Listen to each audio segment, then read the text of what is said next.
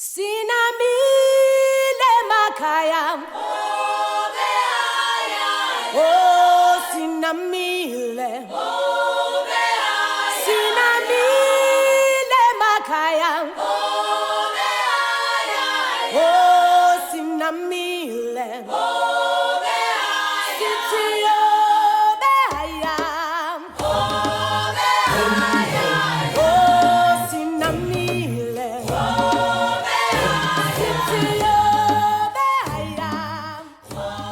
We've been here since 1993 when the farm was purchased.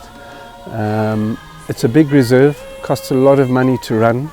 So in the development of the tourism, we actually had to think very carefully how it could be sustainable to us financially.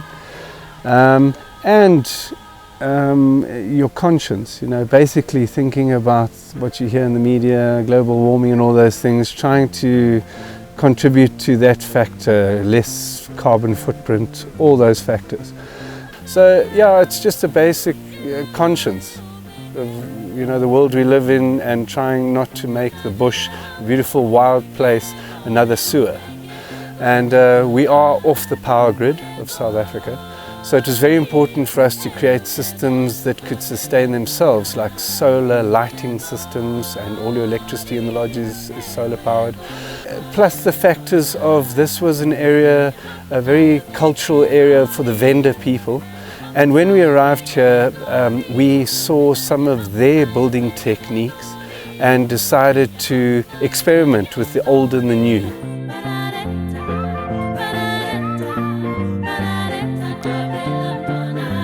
When it comes to sustainability, when we look at this farm, I think it's also good because it also empower or to maintain a long process job for the local people.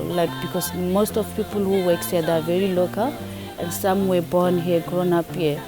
Before I came to work, I was just sitting home. I was only doing the temporary jobs. So I got the benefit also with my family.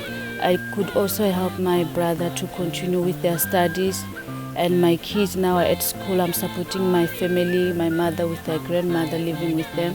So I can see that I benefit a lot.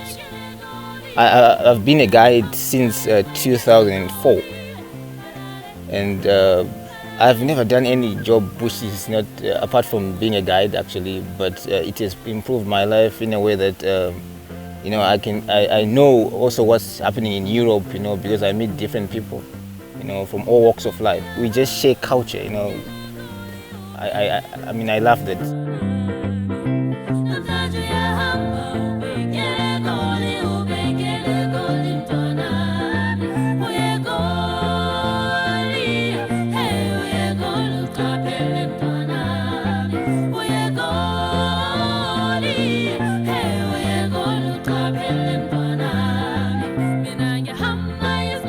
If you look at a place like Leshiba, you do different walks, and you do different. You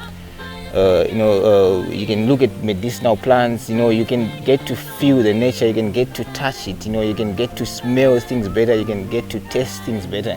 So people. They need to be actually as close as possible to the nature itself, than to be just in a car the whole day and just driving and looking at animals.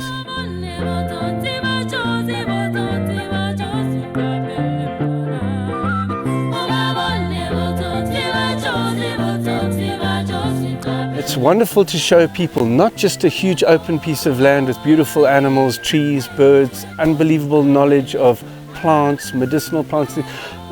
Expose people to that, but also to expose them to the sustainability of going away from grid power and all the things that are causing the problems on the planet.